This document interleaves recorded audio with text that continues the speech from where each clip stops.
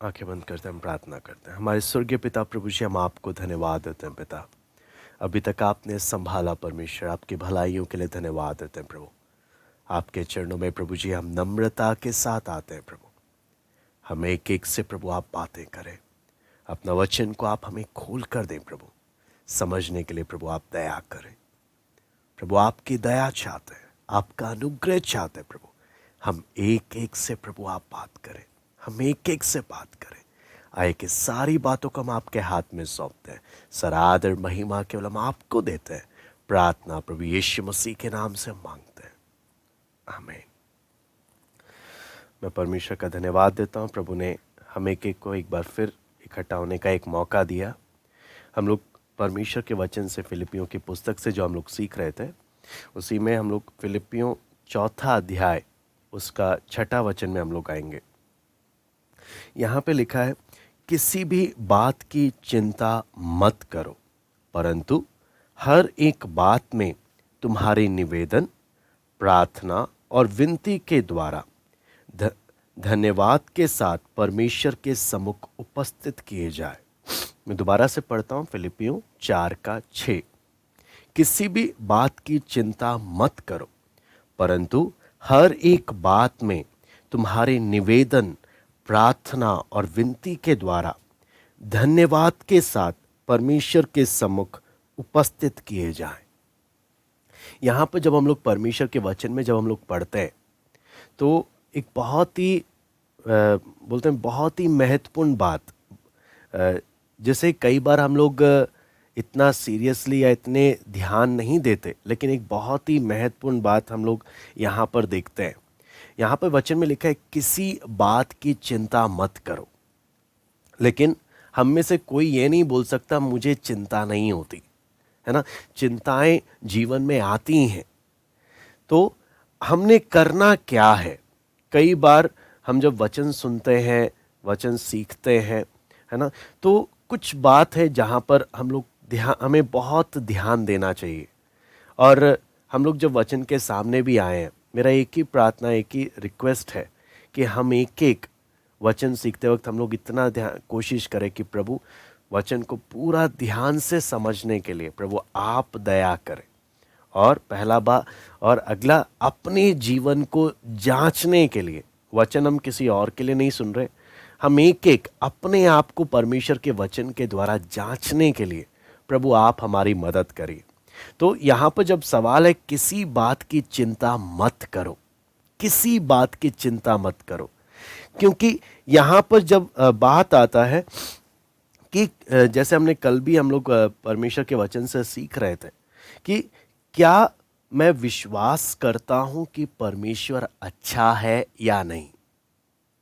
सारी बात यहां पर आ जाती है। आपको मालूम है, बेशक हम लोग प्रार्थना करते हैं, बेशक हम लोग वचन सुनते हैं, हाँ, संगति करते हैं, लेकिन ये बात कहीं ना कहीं हमारे जीवन की गहराई में खटकती है। मैं इसलिए दोबारा से यही सवाल मैं रखूंगा, क्या परमेश्वर अच्छा है। आपको मालूम है, जब तक हम इस बात को तहे दिल से, अंदर से आपको मालूम है, कई बार हम बोलेंगे अच्छा है, वो तो मुझे मालूम है ना। आपको मालूम है, यीशु मसीह पतरस से 3 बार सवाल बोलता है, हे पतरस, क्या तू मुझसे प्रेम करता है। तो यहां पर सवाल वही है, क्या परमेश्वर वास्तव में अच्छा है या नहीं है। हाँ, उसको हमने जीवन में गहराई से, अपने जीवन में दिल की गहराई से इस सवाल का जवाब देना है। क्या मैं विश्वास करता हूं दिल से कि परमेश्वर अच्छा है। क्योंकि जब तक मैं पूरे दिल से इस बात पर विश्वास नहीं करता, ये मेरे मसीह जीवन में बढ़ने में, आपको मालूम है, एक पैरालाइज वाला काम कर देगा। अगर मैं विश्वास नहीं करता, कि पूरे दिल से विश्वास नहीं करता कि परमेश्वर अच्छा है, तो आत्मिक रूप से बढ़ने में एक पैरालाइज आपको मालूम है ना, जब एक किसी को लकवा पड़ता है तो वो कुछ करने लायक नहीं होता, जब तक कि मैं दिल से इस बात को स्वीकार ना करूं कि प्रभु तू अच्छा है, मैं पूरे दिल से विश्वास करता हूं, बिना किसी शक के। क्योंकि चिंताओं में भी ये बात कहीं ना कहीं अटक जाती है। जब हम चिंता करते हैं, हमारी चिंताओं में भी कहीं ना कहीं ये सवाल जाकर मेरे जीवन पर असर डालता है और शैतान इन चिंताओं के द्वारा हमें फंसाता है। इसलिए वचन बोलता है, किसी बात की चिंता ना करो, किसी बात की चिंता ना करो। इसलिए चिंता में सवाल यही आता है, क्या परमेश्वर अच्छा है? मैं पूरे दिल से विश्वास करता हूं, पूरे दिल से। क्योंकि अगर नहीं, ये मेरे आत्मिक जीवन में मुझे लकवा मारेगा। अगर मैं इस बात पर विश्वास नहीं करता पूरे दिल से, मेरे आत्मिक जीवन में लकवा मारने का काम करेगा। इसलिए हम लोग कल भी सीख रहे थे परमेश्वर के वचन से, उत्पत्ति 3:4 और 5 में, कि शैतान का सबसे पहला तीर आदम हवा के लिए क्या था? कि तुम निश्चय ना मरोगे। परमेश्वर तुमसे अच्छी चीज को तुमसे क्या कर रहा है? तुमसे दूर कर रहा है। तुम इस पेड़ की ओर देखो, इस फल की ओर देखो। परमेश्वर अच्छा नहीं है, वो तुमसे अच्छी चीज को रोक रहा है।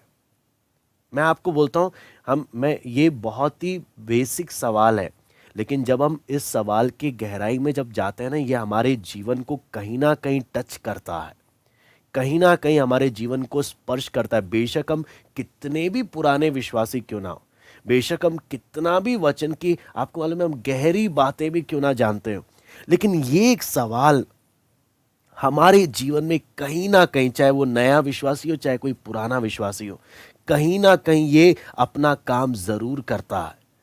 क्या परमेश्वर मेरे लिए अच्छा है? जब हम शैतान का देखते हैं, शैतान ने आदम हवा को विवश किया, यानी उनको इतना भरोसा दिलाया, उतना विश्वास दिलाया। क्या चीज? कि परमेश्वर अच्छा नहीं है, परमेश्वर तुझे परमेश्वर बनने से रोक रहा है, इसलिए तू उस परमेश्वर की बात पर विश्वास मत कर, जाकर फल खा ले। और हवा ने क्या किया? विश्वास कर लिया। कल भी हमने देखा, शैतान ने हनन्याह सफीरा के मन में विचार डाला, लेकिन हनन्याह सफीरा को लगा ये शैतान का विचार नहीं, ये हमारे अपने मन का विचार है। उसी प्रकार हमारे अंदर चिंताओं के विचार शैतान बोकर जाता है, लेकिन जब हम लोग प्रार्थना नहीं करते, हमें पता ही नहीं चलता, हमें लगता है ये मेरे अपने मन के विचार है, और हम बोलते हैं हाँ सही है, सही है। हम लोग क्या करने लग जाते हैं? विश्वास करने लग जाते हैं। इसलिए मैं आपको यही बात हम एक एक के लिए है कि हम एक एक जांचे, क्योंकि शैतान इतना चालाक है। आप सोचो ना, हनन्याह सफीरा बपतिस्मा लिए लोग हैं, प्रभु को जीवन दिए लोग हैं, पवित्र आत्मा पाए लोग हैं, लेकिन शैतान जब विचार बोकर गया, ये लोग क्या नहीं कर पाए? ये लोग परख तक नहीं पाए। उसी प्रकार अगर हम लोग भी प्रार्थना में जीवन अगर हमारा नहीं होगा, शैतान कब चिंताओं के बीज हमारे मन में बोकर चला जाएगा, हमें पता ही नहीं चलेगा। इसलिए चिंताओं से और हर एक बातों को अपने जीवन से दूर करने के लिए सबसे इसी बात को हमने जीवन में दिल की गहराई में बिठाना है, इस बात को, परमेश्वर अच्छा है। परमेश्वर अच्छा है, मैं पूरे दिल से विश्वास करता हूं, पूरे दिल से। आपको मालूम है, जब हम परिस्थितियों में, जब हमें गुस्सा आता है ना, जब हमारे जीवन में कुछ ऐसी परिस्थिति आ जाती है जहां पर हमें गुस्सा आता है, वो क्या चीज बताता है ना? परमेश्वर अच्छा नहीं है।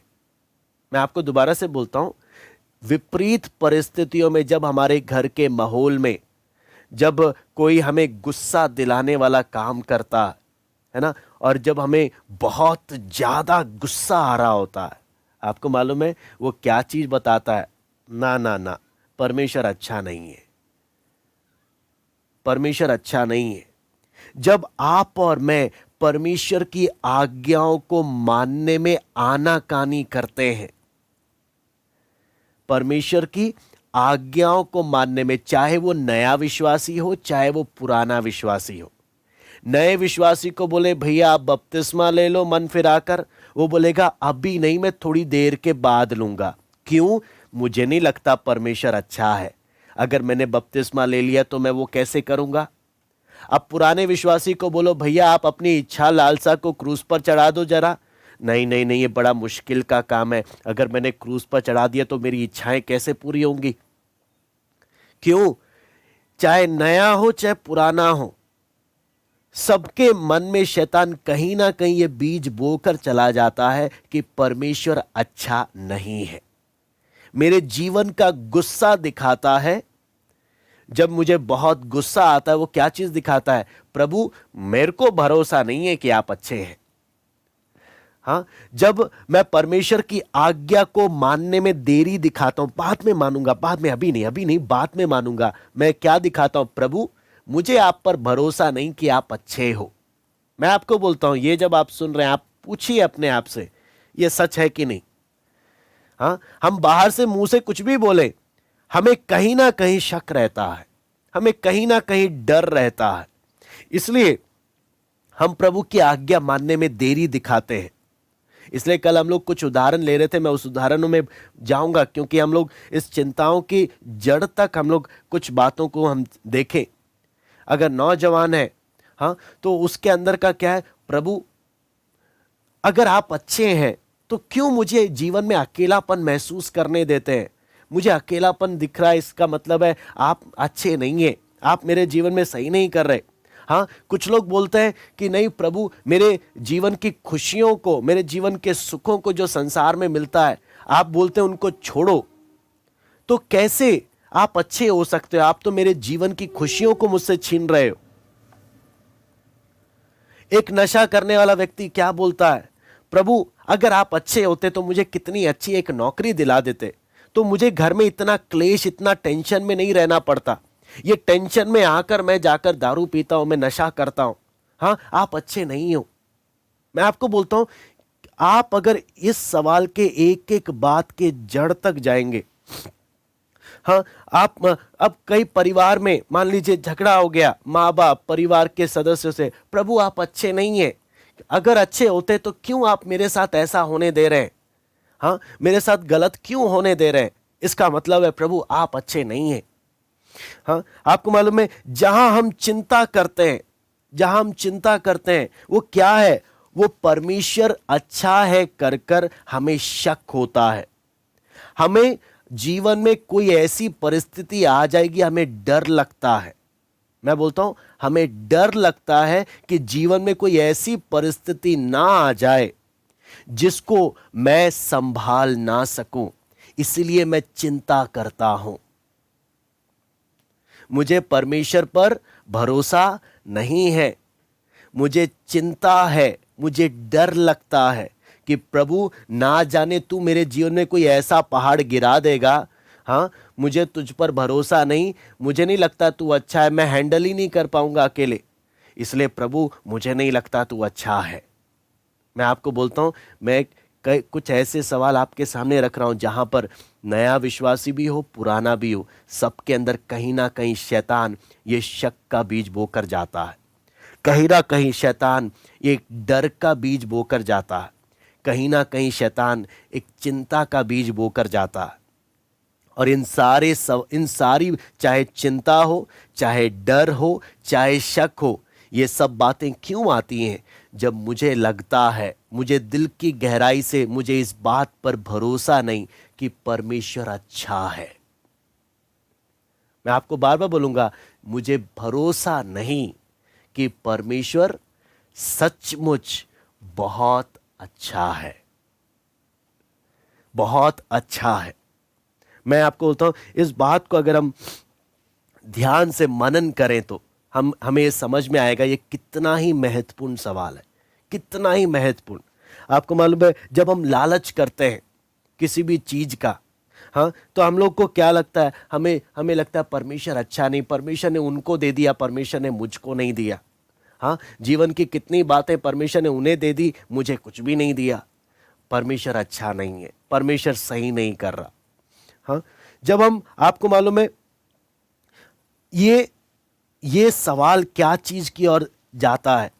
जब हम चिंता करते हैं, जब हम शक करते हैं, जब हमें डर लगता है, आपको मालूम है हम इनडायरेक्टली परमेश्वर से क्या बोलते हैं? प्रभु आपसे ज्यादा अक्लमंद ना मैं हूं। सॉरी, हाँ, मैं क्या बोलता हूं? प्रभु, आपसे ज्यादा अक्लमंद मैं हूं, इसलिए मैं आप पर भरोसा नहीं करता। आपसे ज्यादा अक्लमंद मैं हूं, इसलिए प्रभु मैं आपकी आज्ञा मानने में जल्दबाजी नहीं दिखाता। हां, कोई झूठा पापी मुझे कोई सलाह देगा, तुरंत मान लूंगा मैं। लेकिन हां प्रभु, मैं आपकी बात को मानने में जल्दबाजी नहीं दिखाऊंगा, क्योंकि मुझे आप पर भरोसा नहीं है, मुझे आप पर शक है। इसलिए आप वचन में मुझे कोई भी बात बोलोगे ना, मैं जल्दी नहीं मानूंगा। मैं बोलूंगा मानूंगा मानूंगा, लेकिन थोड़ी देर के बाद मानूंगा। क्यों? जब मेरी चिंताएं दूर हो जाएंगी ना, जब मैं अपने मन की चिंताएं दूर कर लूंगा, तब जाकर मैं आपकी आज्ञा मानूंगा, क्योंकि मुझे आप पर भरोसा नहीं कि आप अच्छे हैं।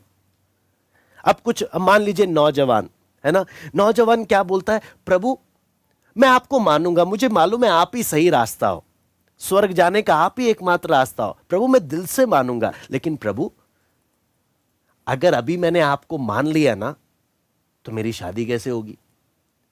अगर अभी मैंने मान लिया ना, मैं अपने जवानी की इच्छाओं को कैसे पूरी करूंगा? प्रभु अगर मैंने अभी मान लिया तो मेरी सारी खुशियां आप छीन लोगे।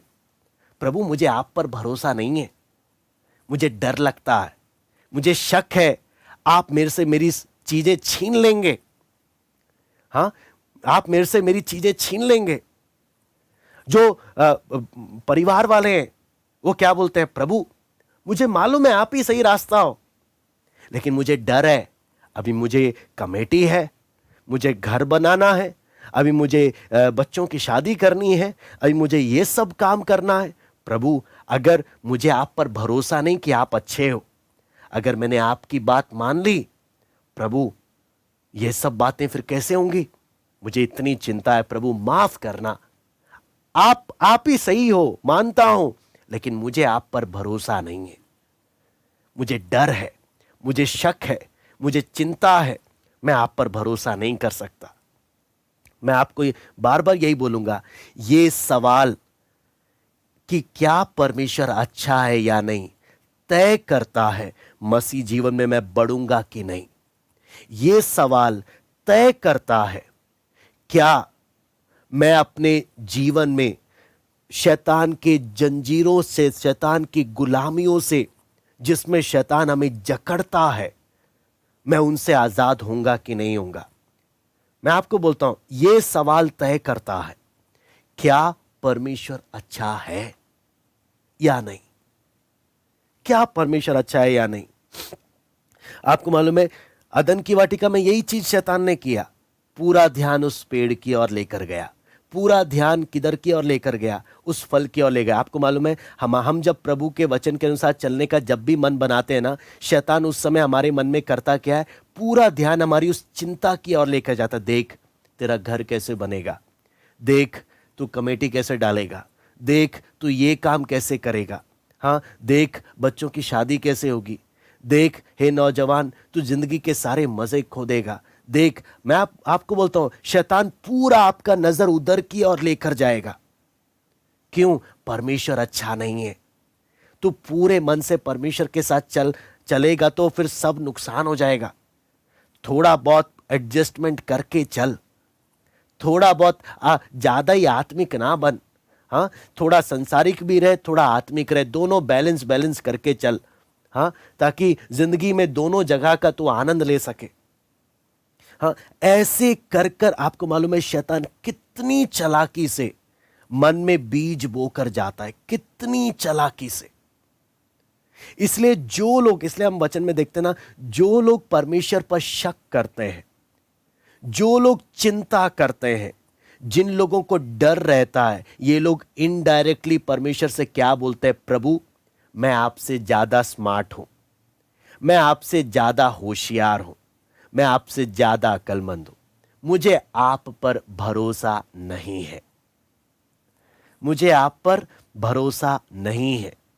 आपको मालूम है ये हो सकता है बहुत ही कड़वी बात क्यों ना हो, लेकिन मैं बोलता हूं अगर हम ईमानदार हैं, अगर नौटंकी नाटक नहीं करते, अगर हम ईमानदार हैं, कहीं ना कहीं ये बात हमारे जीवन की सच्चाई है, कहीं ना कहीं।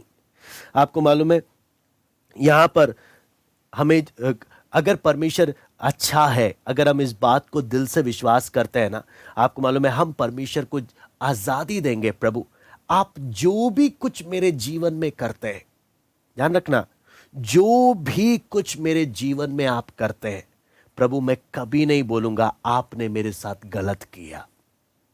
हो सकता है कई बार मुझे समझ ना आए कि आप जो मेरे जीवन में कर रहे हैं वो क्यों कर रहे हैं, हो सकता है मुझे समझ ना आए, लेकिन प्रभु मैं इतना बात अच्छे से जानता हूं, आप बहुत अच्छे हैं और मैं पूरा विश्वास करता हूं, इस बात पर पूरा विश्वास करता हूं, 1% शक नहीं।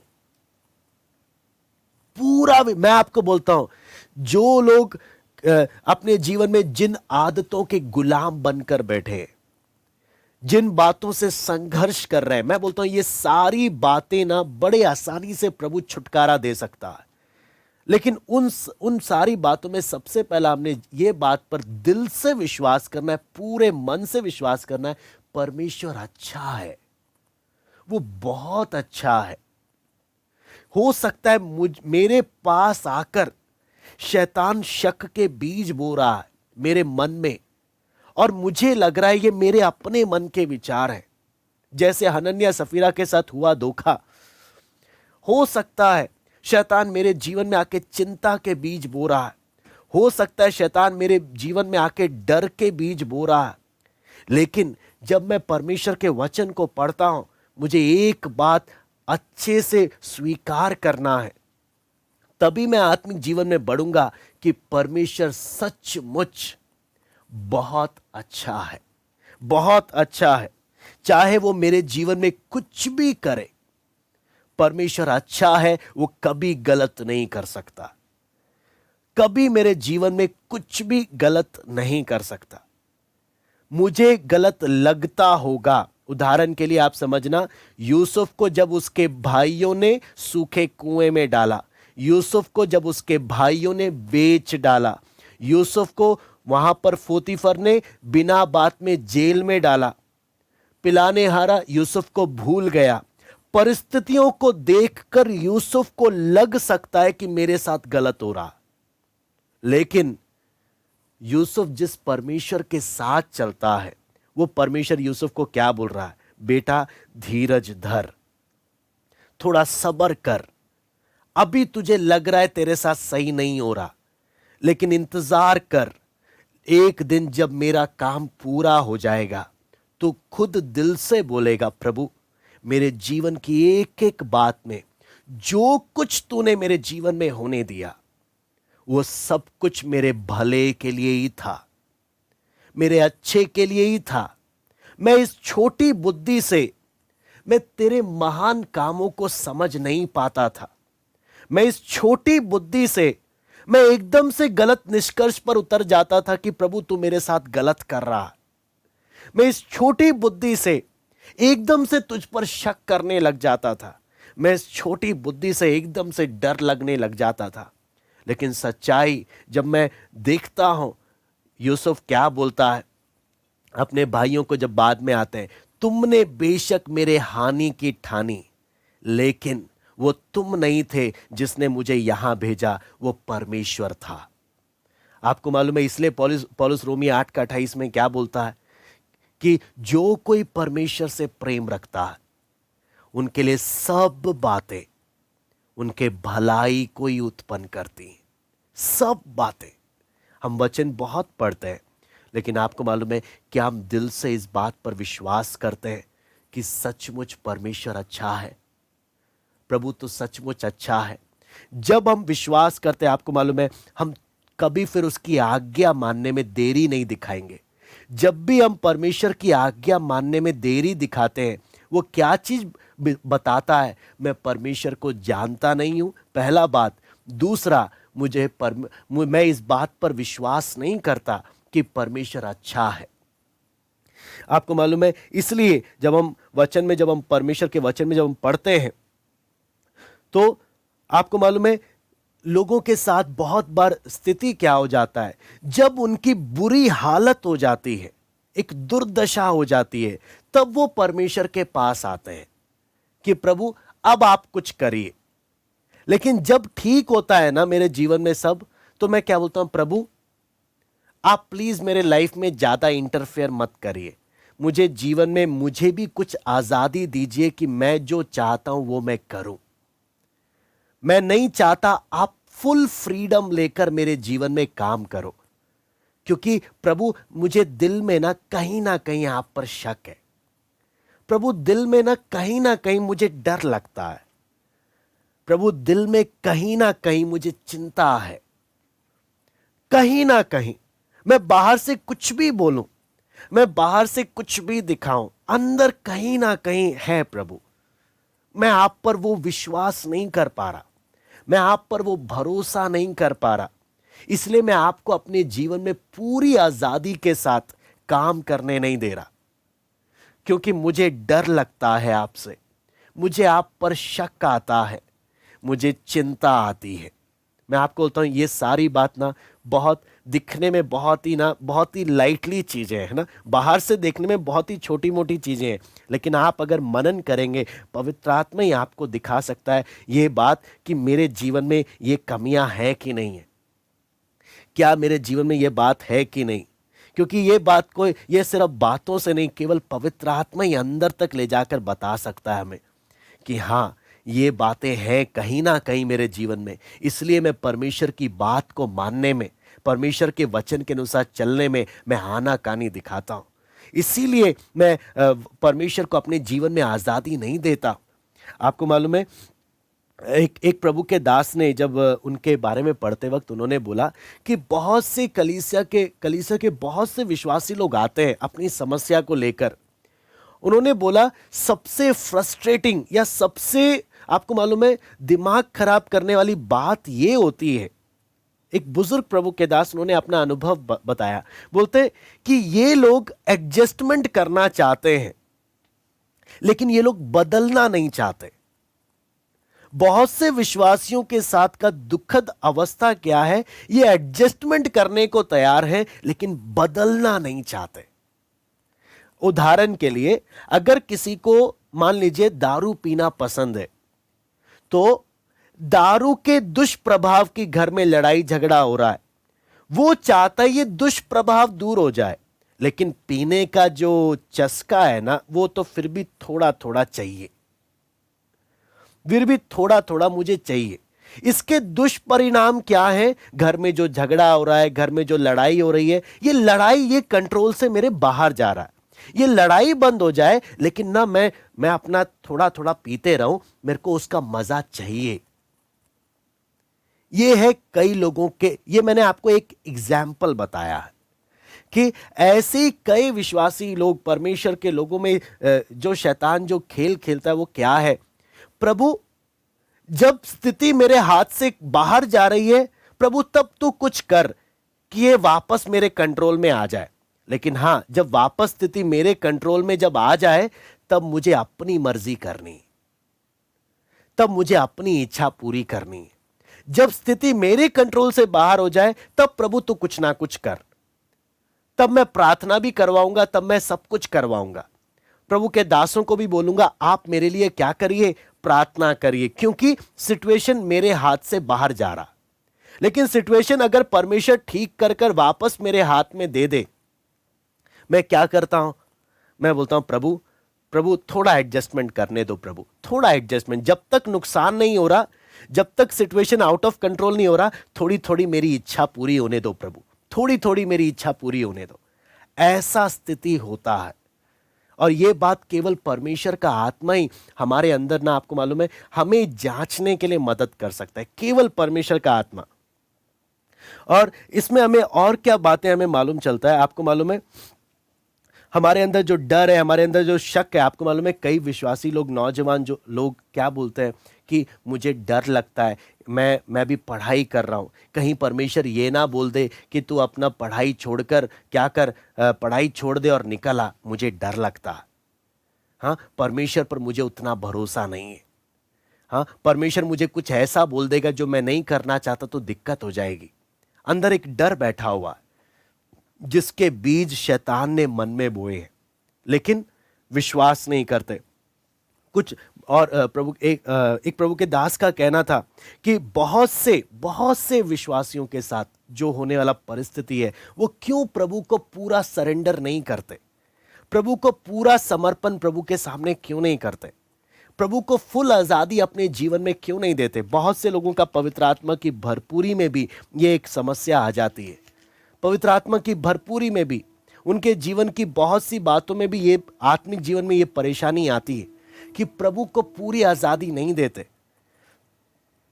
आपको मालूम है, यहां पर जब हम देखते हैं, इसलिए वचन में जब हम यूहन्ना 10:10 में जब हम पढ़ते हैं, वचन बोलता है चोर केवल इसलिए आता है कि चुराए और घात करे, लेकिन मैं इसलिए आया कि तुम्हें जीवन दे, बहुतायत का जीवन दे। शैतान हमें आकर, हमें बेशक आपको मालूम है वो परमेश्वर से ज्यादा हमें अच्छा बनकर दिखाएगा। वो ऐसे आएगा जैसे उसे हमारी बहुत चिंता है।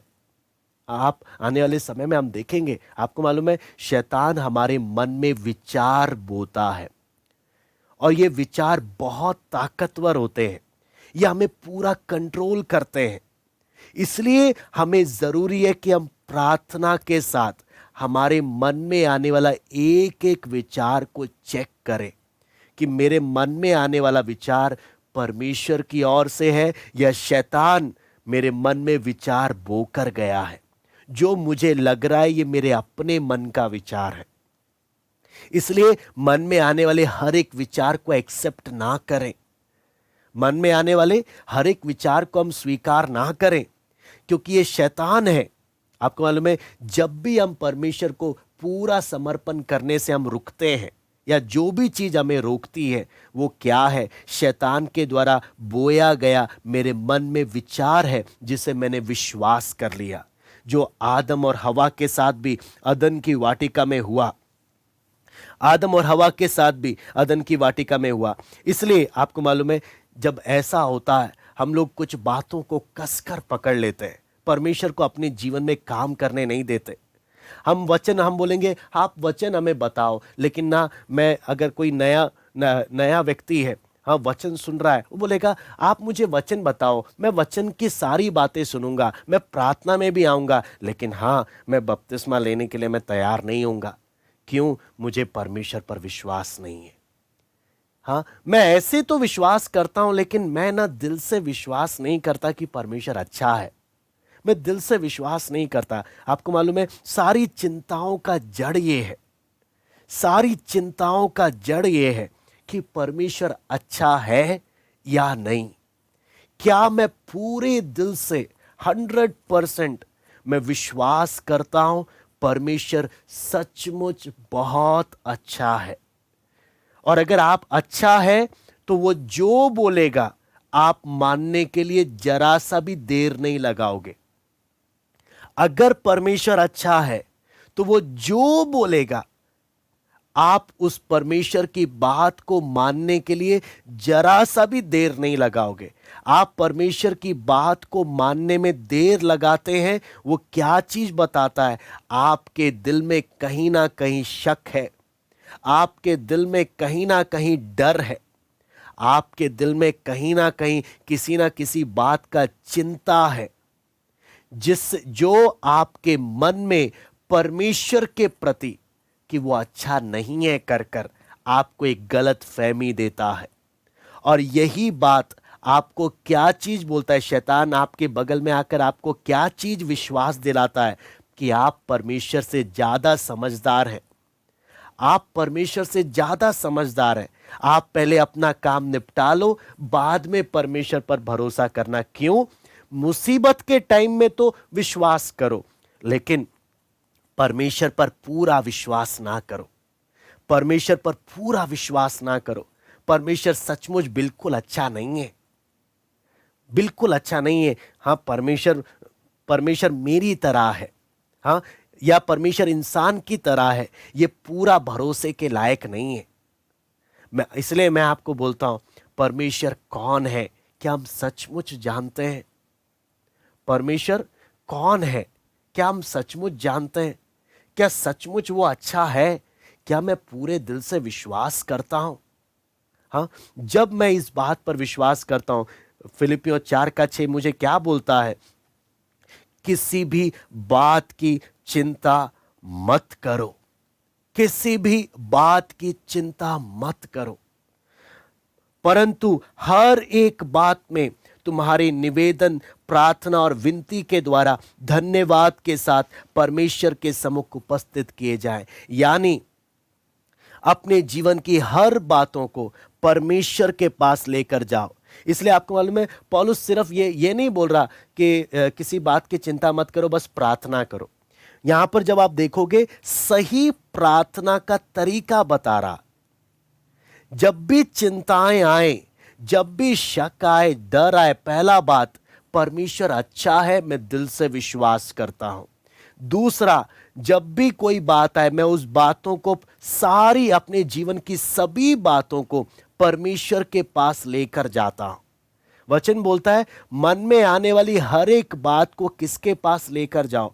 परमेश्वर के पास लेकर जाओ। परमेश्वर से अपने मन की सारी बातें खोलकर कहो। सब बातें परमेश्वर के पास लेकर जाओ। और सही प्रार्थना के लिए 3 बातें यहां पर बताया है। सबसे पहला है प्रार्थना करना, दूसरा है विनती करना, तीसरा है धन्यवाद देना। पौलुस सही प्रार्थना का एक तरीका बता रहा कि जब भी चिंताएं मेरे जीवन में जो भी बात आए, अगर मैंने चिंता नहीं करना तो सबसे पहला प्रार्थना करना। और प्रार्थना में आपको मालूम है, जब हम बोलते हैं, प्रार्थना में आता है एडोरेशन। यानी आपको मालूम है परमेश्वर कितना महान है, उस बात को समझते हुए प्रार्थना करना। परमेश्वर महान है, परमेश्वर शक्तिशाली है, और मेरे जीवन में ऐसी कोई बात नहीं, मेरे जीवन में ऐसी कोई बात नहीं जिसका समाधान, जिसका हल परमेश्वर नहीं निकाल सकता। जिसका हल परमेश्वर नहीं निकाल सकता, मेरे जीवन में ऐसी कोई बात नहीं है। हर बात का परमेश्वर हल निकाल सकता है। तो सबसे पहला, परमेश्वर के पास जब हम आते हैं, उस बात को समझते हुए हम प्रभु के सामने हैं। प्रभु, आप महान हैं, आप सर्वशक्तिमान हैं। परमेश्वर के सामने जल्दबाजी आकर कुछ बोलकर नहीं जाना, बल्कि शांति के साथ हम उस परमेश्वर के सामने आए। वो परमेश्वर कौन है? मैं किस परमेश्वर पर विश्वास करता हूं? अगर आपका परमेश्वर शक करने लायक है, अगर आपका परमेश्वर डर उस पर भरोसा करने के लायक नहीं है, अगर वो परमेश्वर, तो फिर वो परमेश्वर बाइबल का परमेश्वर नहीं है। हम जिस परमेश्वर पर विश्वास करते हैं, हमें उस पर क्या चीज, ये अच्छा परमेश्वर है। मेरे जीवन की चाहे कोई भी बात क्यों ना हो, वो अच्छा है, पहला बात। दूसरा, प्रभु आप महान हैं, आप सामर्थी हैं। मेरे जीवन में कोई ऐसी बात नहीं जिसको आप सॉल्व नहीं कर सकते। उस आदर के साथ, उस भक्ति के साथ परमेश्वर के सामने आना, पहला बात। दूसरा, विनती, परमेश्वर के सामने विनती करना, अपनी सारी बातों को लेकर, अपने सारी जरूरतों को लेकर, सारी समस्याओं को लेकर प्रभु के सामने विनती करना। और आपको मालूम है, विनती करने में हम जब देखते हैं, मत्ती 6:7 और 8 में जब हम पढ़ते हैं, वहां पर एक बात हमें देखने को मिलता है। हम निकाल लेंगे मत्ती 6:7 और 8। यहां पे लिखा है, प्रार्थना करते समय अन्य जातियों के समान बकबक ना करो, क्योंकि वो समझते हैं कि उनके बहुत बोलने से उनकी सुनी जाएगी। इसलिए तुम उनके समान ना बनो, क्योंकि तुम्हारा पिता तुम्हारे मांगने से पहले ही जानता है तुम्हें तुम्हारी क्या क्या आवश्यकताएं हैं। इसलिए बकबक ना करते हुए हमने क्या करना है? विनती करना है। प्रभु तू सब जानता है।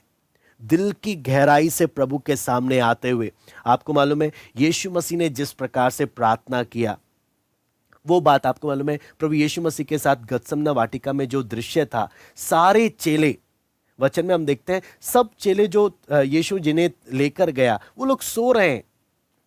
कोई जाग नहीं रहा, प्रार्थना में कोई मदद नहीं कर रहा, अकेला है। कई बार जब समस्याएं आती हैं, दुख आता है, परेशानी आता है, हमें दूसरों की प्रार्थना की जरूरत होती है, बहुत जरूरत होती है। लेकिन आप यीशु मसीह को आप देखिए, सारे जिनसे यीशु उम्मीद कर रहा है कि मेरे इस दुख की घड़ी में, आगे जो आने वाली समस्या के समय, परीक्षा की घड़ी में ये लोग प्रार्थना करें, लेकिन कोई प्रार्थना करने वाला नहीं है। सारे सो रहे हैं, मजे से सो रहे हैं। लेकिन वहीं पर आप दूसरी जगह आप देखिए, यीशु आहें भर भर कर, आप पसीना लहू के समान टपकते हुए वो प्रार्थना कर रहा है।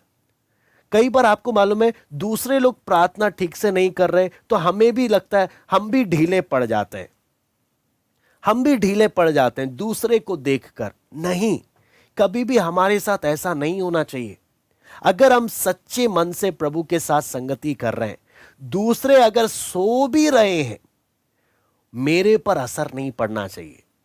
मैंने पूरा उसी पैशन के साथ, उसी जुनून के साथ, उतना ही, आपको मालूम है, उतने ही टूटे मन के साथ हमने क्या करना है, प्रभु के सामने प्रार्थना करना, प्रभु के सामने प्रार्थना करना है। सबसे पहला ये समझते हुए मैं किसके सामने आ रहा हूं। दूसरा बात, चाहे मेरे आसपास के लोग कोई प्रार्थना करे ना करे, चाहे मेरे आसपास के लोग सो क्यों ना जाएं, मैंने देखना है, दूसरे करे ना करे, दूसरे चाहे सो क्यों ना जाए, मैं अपने परमेश्वर से पूरे जुनून के साथ, पूरी गर्माहट के साथ, पूरी लगन के साथ मैं प्रार्थना करूंगा। वो एक, आपको मालूम है, वो जीवन का एक समर्पण मुझे चाहिए। ये आपको मालूम है, एक शारीरिक व्यक्ति जो शरीर की बातों पर मन लगाता है ना, ये करना उसके बस की नहीं है। जो शरीर के अनुसार जीवन बिताता है, वो देखेगा दूसरा सो रहा है, ये भी ढीला पड़ जाएगा, ये भी आंखें, इसकी भी आंखें बंद होनी शुरू हो जाएंगी। हाँ, दूसरा व्यक्ति प्रार्थना नहीं कर रहा तो ये बोलेगा, एक दिन मैंने किया, 2 दिन मैंने किया, अब मेरे से नहीं हो रहा, इसके लिए मुश्किल हो जाएगा। यह है शारीरिक व्यक्ति का स्थिति। लेकिन जो व्यक्ति प्रभु के, जैसे फिलिप्पी पहला अध्याय में हमने पढ़ा, प्रभु के लिए जीता है। दूसरा, अपने आप को दीन करता है। तीसरा, आत्मिक बातों पर मन लगाता है। वो जब प्रार्थना करता है, आपको मालूम है, दूसरा चाहे सोए, दूसरा चाहे कुछ करे, इस पर दूसरे का प्रभाव नहीं पड़ता। ये ढीला नहीं होगा, ये बोलेगा मुझे जरूरत है प्रभु से संगति करने का। दूसरे करे ना करे, मुझे प्रभु के साथ संगति करने की बहुत जरूरत है। मेरी गाड़ी प्रभु के बिना चलेगी नहीं। इसलिए दूसरा प्रार्थना में सो रहा है तो मैं उसको देखकर मैं ढीला नहीं होऊंगा, मुझे दूसरे पर ध्यान नहीं देना। मुझे प्रभु की जरूरत है, इसलिए मैं पूरे लगन और मन के साथ प्रभु के चरणों में, अगर मेरे शरीर में मुझे ढिलाई महसूस होए, मैं घुटनों में खड़े हो जाऊंगा। प्रभु, थोड़ा दर्द में सह लूंगा, घुटनों में बैठ जाऊंगा, थोड़ा दर्द में सह लूंगा, लेकिन मैं अपने प्रार्थना के जीवन में कॉम्प्रोमाइज नहीं करूंगा। मैं जरा सा भी इसमें लापरवाही नहीं दिखाऊंगा। आपको मालूम है, जब हम देखते हैं, तीसरा बात है धन्यवाद। धन्यवाद के विषय में जब हम देखते हैं, यहां पर जब बात आती है, वो क्या है, हर एक बात के लिए परमेश्वर को धन्यवाद देना। प्रभु, आपने मुझे प्रार्थना करने का सौभाग्य दिया। आपको मालूम है, अगर पवित्र आत्मा दया ना करे, अगर प्रभु दया ना करे, आप और मैं, हम में से कोई भी जैसा प्रार्थना करना चाहिए हम नहीं कर पाएंगे। इसलिए पौलुस क्या बोलता है कि जब भी आप प्रार्थना, आपसे अच्छे से आप प्रार्थना कर रहे हो ना, हमेशा दिल से प्रभु को धन्यवाद देना कि प्रभु, मैं आपको धन्यवाद देता हूं, आपने मुझे एक मौका दिया, यह सौभाग्य दिया कि मैं दिल की गहराई से, आत्मा और सच्चाई से आपकी आराधना कर सकूं। आपको मालूम है, यीशु मसीह ने जब 10 कोढ़ियों को चंगा किया, उसने उम्मीद किया कि 10 के 10 आएंगे धन्यवाद देने के लिए, लेकिन एक ही आया। बहुत बार क्या होता है, हम लोग क्या करते हैं, हम सीधा आकर ना प्रभु को अपनी जरूरत बताते हैं, प्रभु मेरे जीवन में ये है, ये है, ये है, तू कुछ कर, हाँ तू कर रहा है कि नहीं कर रहा है, फिर आमीन बोल के उठ के चले जाते हैं। हाँ, सही पैटर्न पौलुस यहां पर आप देखेंगे पैटर्न दे रहा। पहला बात, विश्वास के साथ आए, प्रभु अच्छा है। और दूसरा बात, वे बात विश्वास करें, मैं जिसके सामने आ रहा हूं इसके लिए कोई काम कठिन नहीं है। मैं जिसके सामने आ रहा हूं इस परमेश्वर के लिए कोई काम कठिन नहीं है। ये इतना सामर्थ्यवान परमेश्वर है। उसके सामने शांति के साथ आए, आदर और भक्ति के साथ आए और समझते हुए आए, ये इसके सामने जब मैं आ रहा हूं मेरी हर एक प्रॉब्लम सॉल्व कर सकता है। ये हर एक प्रॉब्लम, मैं पूरा इस पर विश्वास करता हूं, पूरा विश्वास करता हूं मेरा परमेश्वर मेरे जीवन की हर प्रॉब्लम को सॉल्व कर सकता है। इसके लिए कोई काम कठिन नहीं है। फिर उस आदर और भक्ति के साथ, शांति के साथ आकर अपनी सारी बातें उसे खोल कर कहें, सारी बातें। और जब हम अच्छे से प्रार्थना किए, प्रभु को धन्यवाद भी दें। प्रभु, मैं इस सौभाग्य के लिए आपको धन्यवाद देता हूं कि आपने मुझे इतना बड़ा सौभाग्य दिया कि मैं आत्मा और सच्चाई से आपकी आराधना कर सकूं। आपको मालूम है, कई बार जब हम इन पैटर्न्स को फॉलो नहीं करते, इसका असर हमारी अगली प्रार्थना में दिखाई देता है। हमारी अगली प्रार्थना फिर सही से नहीं हो पाती। क्यों? मैं धन्यवाद नहीं देता, मैं स्वार्थी हूं, अपना काम निकाल के मैं निकल जाता हूं। परमेश्वर उम्मीद करता है कि मैं आऊं लौटकर। प्रभु, मैं आपको धन्यवाद देता हूं, आपने मुझे यह सौभाग्य दिया कि मैं दिल खोलकर आपको प्रार्थना कर सकूं। मैं धन्यवाद देता हूं प्रभु। वो एक परमेश्वर के प्रति वो एक आभार, वो एक सोच हमारे जीवन में होना बहुत जरूरी है। आपको मालूम है, इसमें एक और जो 3 बातें, मैं उस बात को भी जो हमने संडे को भी देखा था, मैं उन 3 बातों को मैं चाहूंगा हम लोग उस पर भी जरा ध्यान दें। पहला बात, परमेश्वर प्यार करता है हमसे। परमेश्वर हम एक एक से प्यार करता है। प्यार करने का मतलब क्या है? वो हमेशा चाहता क्या है, मेरे लिए अच्छा क्या है, बेस्ट। परमेश्वर मुझसे प्यार करता है। एक एक विश्वासी, एक एक परमेश्वर के लोग, चाहे नए हो चाहे पुराने हो, एक एक से इतना प्यार करता है, उसको बेस्ट देना चाहता है, बेस्ट देना चाहता। आप इस बात को समझना, बेस्ट देना चाहता है। दूसरा बात, परमेश्वर मेरे से कई गुना वो बुद्धिमान है, वही जानता है मेरे लिए बेस्ट क्या है। मैं नहीं जानता, मैं आपको बोलता हूं, मैं नहीं जानता मेरे लिए बेस्ट क्या है। आपको मालूम है हम इंसान धोखा क्यों खाते हैं? क्योंकि कई बार हमें लगता है सामने वाला अच्छा है, लेकिन जब वो अपना असली रंग दिखाता है मुझे धोखा हो जाता है, क्योंकि मुझे नहीं मालूम मेरे लिए बेस्ट क्या है। मेरे परमेश्वर को मालूम है मेरे लिए बेस्ट क्या है। वो बात पर विश्वास करना। तीसरा बात, मेरा परमेश्वर सर्वशक्तिमान है, वो मेरे लिए बेस्ट प्रोवाइड भी कर सकता है। 3 बातें मैं बार बार बोलूंगा। जब हमें यह बात स्पष्ट हो जाता है परमेश्वर अच्छा है, जब हम दिल से विश्वास करते हैं, तो आपने समझना है वो परमेश्वर जब मुझसे इतना प्यार करता है, मुझसे बहुत प्यार करता है, इसलिए वो मुझे हमेशा बेस्ट देना चाहता है। काम चलाव नहीं। आपको मालूम है हर माँ बाप का सोच क्या होता है? मैं एक नॉर्मली एक माँ बाप का सोच क्या होता है, मेरे बच्चे को सबसे बेस्ट मिले। बाकी बच्चे आएंगे देंगे, उनको भी, ऐसा बात नहीं है, लेकिन मेरे बच्चे को सबसे बेस्ट मिलना चाहिए। बाकी को भी हम हेल्प करेंगे, लेकिन फर्स्ट प्रायोरिटी मेरा बच्चा है ना। आपको मालूम है ये हम लोग का कई बार कई माँ बाप में ऐसा होता है। लेकिन जब हम परमेश्वर के वचन में जब देखते हैं, आपको मालूम है हर एक माँ बाप जब अपने बच्चे को बेस्ट देना चाहता है, यीशु मसीह ने प्रार्थना में क्या सिखाया? वो तुम्हारा पिता है। उसे पिता कर कर बोलना हमेशा। क्यों? वो तुम्हें बेस्ट देना चाहता है, काम चलाव नहीं कि हां ये ले लो।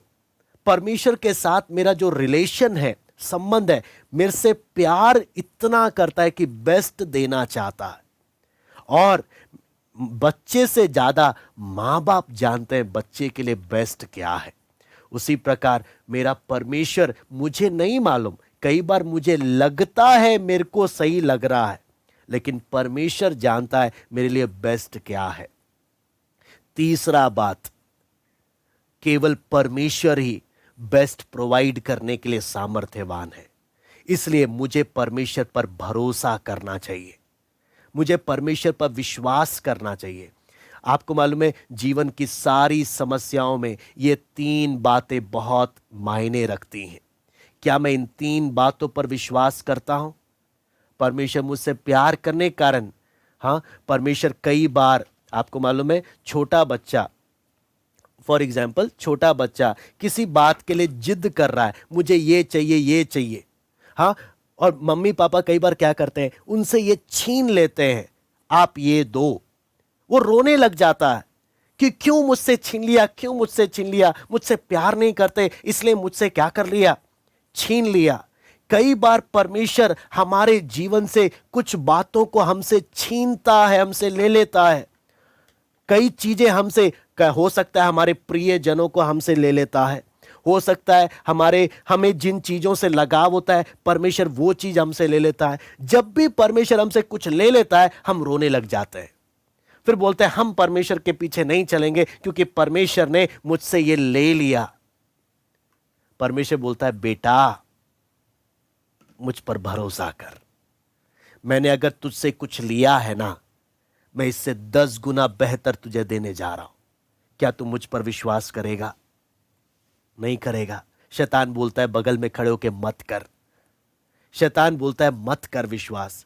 लेकिन परमेश्वर क्या बोलता है, अगर मैं तेरी नजर में जो अच्छा तुझे लग रहा है, अगर मैं वो तुझसे ले रहा हूं तो तू समझ मैं तुझे इससे हजारों गुना, वचन में लिखा है, जो तेरे चित्त में भी नहीं आया, जो तेरे दिमाग में भी नहीं आया, मैं तुझे वो देना चाहता हूं। क्या तू मुझ पर भरोसा करेगा? क्या तू मुझ पर भरोसा करेगा? हाँ, अगर मैं, तेरे को लगता है जीवन में कुछ सुख है, जीवन में कुछ मजा है, मैं तुझसे अगर वो ले रहा हूं तो विश्वास कर, मैं तुझे वो देना चाहता हूं जो तूने सपने में नहीं सोचा होगा। इसलिए मन में आने वाले हर एक विचार पर विश्वास ना कर, मन में आने वाले हर एक विचार पर, शैतान के विचारों पर विश्वास ना कर, मुझ पर विश्वास कर। तुझसे बहुत प्यार करता हूं, सिर्फ बोला नहीं है, मैंने जान देकर साबित किया है। मैंने लिखकर अपने वचन में दिया है कि मेरी ख्वाहिश है कि मैं तुझे अपने सिंहासन पर बिठाऊं, अपने सिंहासन पर मेरे साथ। इतना तुझसे प्यार करता हूं, फिर भी तू मुझ पर शक करता है, फिर भी तू मुझ पर शक करता है, हाँ, फिर भी तू परेशान होता है। तू मुझ पर विश्वास कर और मेरा कहना मान, मेरा कहना मान। आपको मालूम है, इसलिए सही प्रकार की प्रार्थना बहुत बहुत मायने रखती है।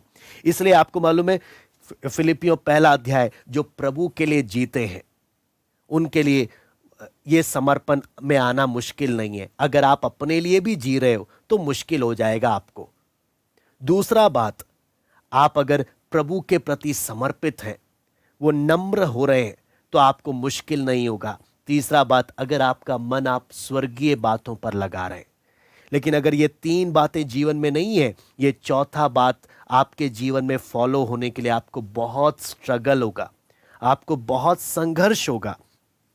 मैं आपको वचन में, आपको मालूम है, यहां पर जब हम देखते हैं तो आप आगे जब पढ़ेंगे फिलिपियों 4 अध्याय में, वहां पर उसमें एक बात और लिखा हुआ, वहां पे लिखा है तब परमेश्वर की शांति। तब परमेश्वर की शांति बोलने का मतलब क्या है? विश्वास करने वाला व्यक्ति जो विश्वास के साथ प्रार्थना करता है, प्रभु पर विश्वास करते हुए आता है ना, तब उसके अंदर परमेश्वर की शांति आती है। अगर आप शक के साथ प्रार्थना करोगे, प्रभु ये समस्या है, ये समस्या, बता तो प्रभु को सब दिया, लेकिन शक है प्रभु पता नहीं करेगा कि नहीं करेगा, हाँ, तो शांति कभी आएगी नहीं। यहां पे प्रार्थना का मेथड क्या दिया है? सबसे पहला क्या? मेरा परमेश्वर मेरी सारी परेशानी को सॉल्व करने की शक्ति रखता है, इस बात में 1% भी शक नहीं है। और मैंने दिल खोलकर सब बातें बताई हैं और प्रभु को धन्यवाद भी दिया है। जब आप विश्वास के साथ प्रार्थना करते हो, आपके जीवन में शांति आती है। लेकिन जहां आप शक के साथ प्रार्थना करते हो, आप जैसे प्रार्थना करते हुए चिंता के साथ आए थे, उसी चिंता के साथ आप उठोगे भी। बहुत बार लोग चिंता लेकर प्रभु के सामने आते हैं, चिंता बताते हैं, लेकिन चिंता लेकर भी जाते हैं, छोड़कर नहीं जाते। कारण क्या है? क्योंकि प्रभु पर क्या नहीं है? विश्वास नहीं है। इसलिए विश्वास रूपी प्रार्थना, विश्वास रूपी प्रार्थना कि मेरे परमेश्वर के आगे मैंने अपनी चिंता डाल दी, मेरा परमेश्वर उसको देख लेगा, बात खत्म, मैंने प्रभु को धन्यवाद देकर उठना है। तब लिखा है, इसलिए वहां पर आप एक एक शब्द को देखेंगे, वहां पे लिखा है तब परमेश्वर की शांति। तब अगर विश्वास के साथ किया है, नहीं तो आप भूल जाओ, परमेश्वर की शांति नहीं आने वाली। आप बोलोगे इतना प्रार्थना करता हूं, इतना प्रार्थना करता हूं, कुछ होता ही नहीं है। आप विश्वास नहीं करते, शक के साथ आप आते हो, शक के साथ आप जाते हो, तो कहां से कुछ भी सॉल्व होगा? तब परमेश्वर की शांति जो सारी समझ से परे है, तुम्हारे हृदय और तुम्हारे विचारों को मसीह यीशु में सुरक्षित रखेगी। तुम्हारे हृदय, तुम्हारे विचार, यानी आपको मालूम है ये शैतान करता क्या है? मेरे हृदय में अपनी गलत भावनाओं को बोता है, परमेश्वर के प्रति, परिस्थितियों के प्रति, लोगों के प्रति गलत फीलिंग्स आते हैं। शैतान मेरे दिमाग में गलत विचार डालता है। वचन में लिखा है जब मैं विश्वास के साथ प्रार्थना करता हूं, उसका परिणाम क्या होता है? ये मेरे को, मेरे विचार को भी प्रोटेक्ट करता है, मेरे दिल को, मेरे मन में आने वाले फीलिंग्स को भी प्रोटेक्ट करता है, दोनों को सुरक्षा देता है। लेकिन अगर विश्वास रूपी प्रार्थना नहीं है तो आप भूल जाओ, ये दोनों प्रोटेक्टेड नहीं है। आपके मन में गलत भावनाएं भी आएंगे, गलत विचार भी आएंगे, ये दोनों आपके जीवन में आएंगे, आप संघर्ष करते रहेंगे। इसलिए वचन बोलता है इस बात पर हम एक एक बहुत ध्यान दें। एक बात और बोलकर हम लोग समाप्त करेंगे। यहां पर आपको मैं एक उदाहरण देना चाहता हूं दानियल के बारे में। दानियल के जीवन को जब हम देखते हैं कि प्रार्थना के साथ दानियल के जीवन में जो शांति था, आप सब दानियल का घटना जानते हैं, जीवन जानते हैं। दानियल के जीवन में जो शांति था, वचन में जब आप पढ़ते हैं, आप पढ़ लीजिएगा, दानियल 6 अध्याय निकालते हैं हम लोग।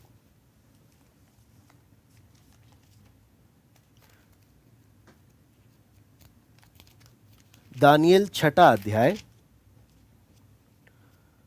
उसका हम लोग 10वां आयत पढ़ते हैं। दानियल 6 अध्याय उसका 10वां आयत।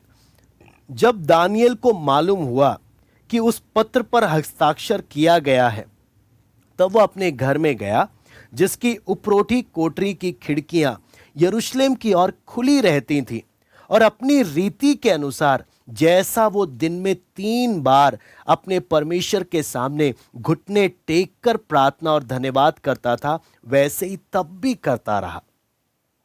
आप अगर दानियल 6 अध्याय उसका 1 से लेकर 9 पढ़ोगे, आपको बैकग्राउंड इसका मालूम चल जाएगा।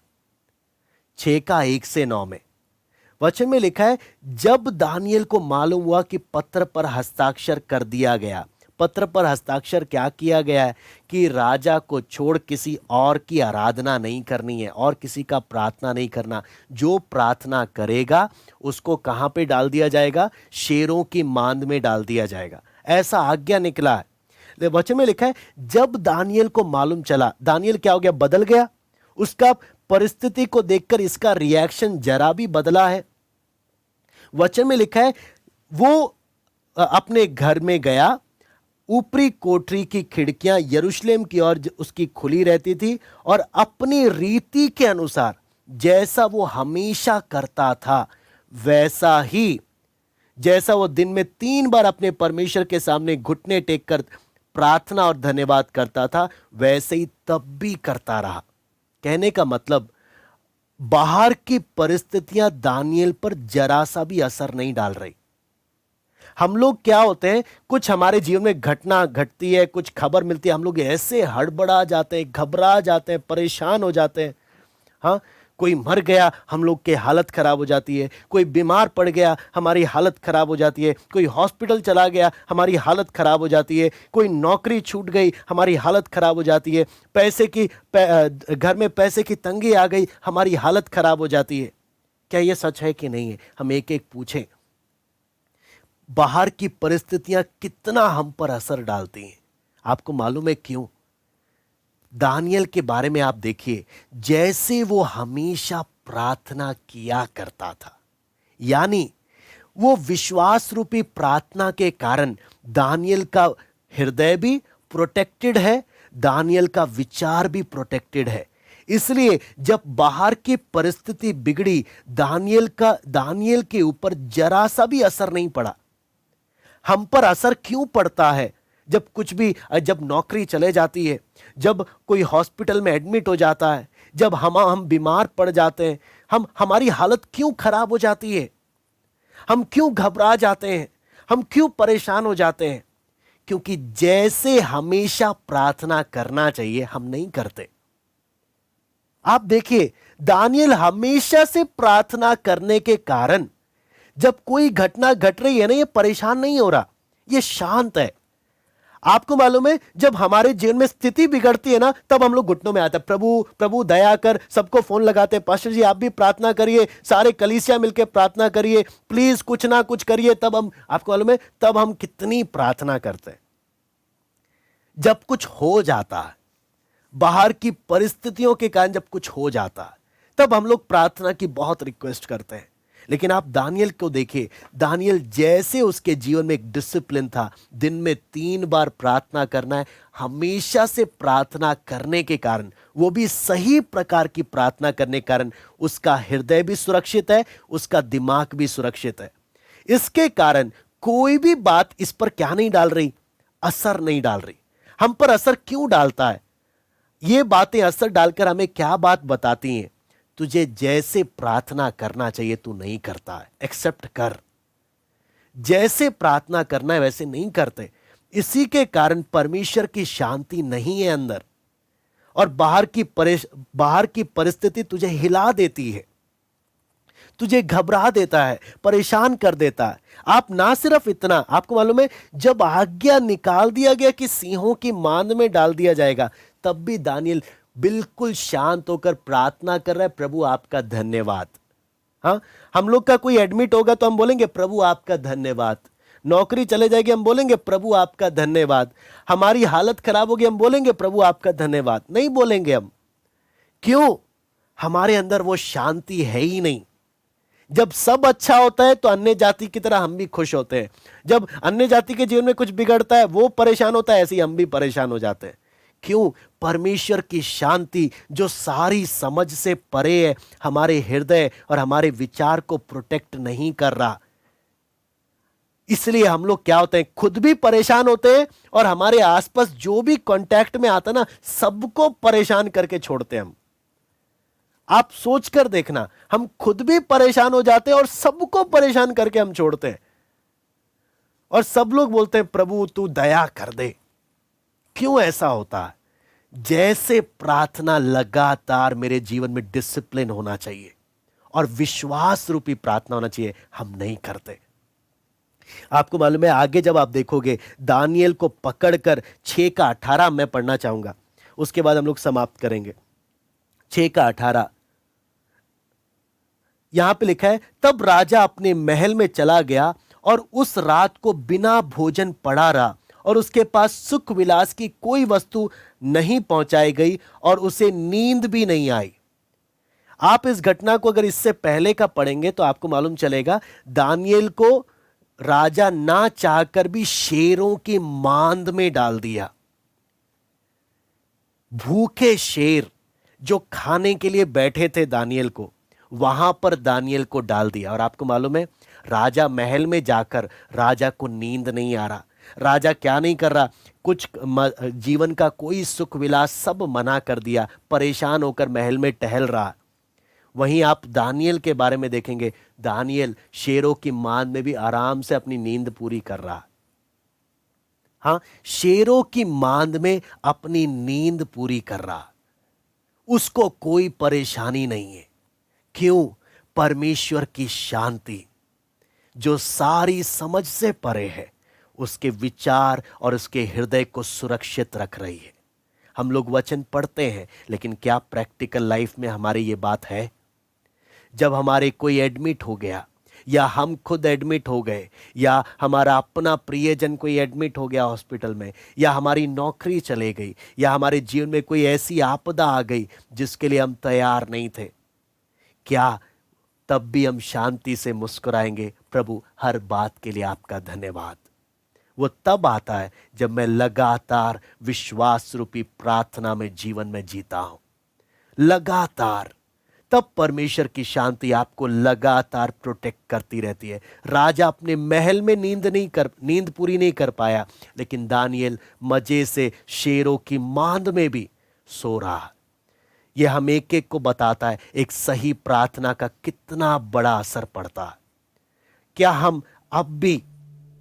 हम लोग क्या सही प्रार्थना करने से दूर रहेंगे, या एक डिसिप्लिन डालेंगे, प्रभु ये सही प्रकार का प्रार्थना मेरे जीवन का हिस्सा बन जाए, ताकि मेरे जीवन में कुछ भी परिस्थिति आए, मैं हर बात को सामना करने के लिए शांति के साथ प्रभु मैं तैयार रहूं। आइए हम प्रार्थना करते हैं।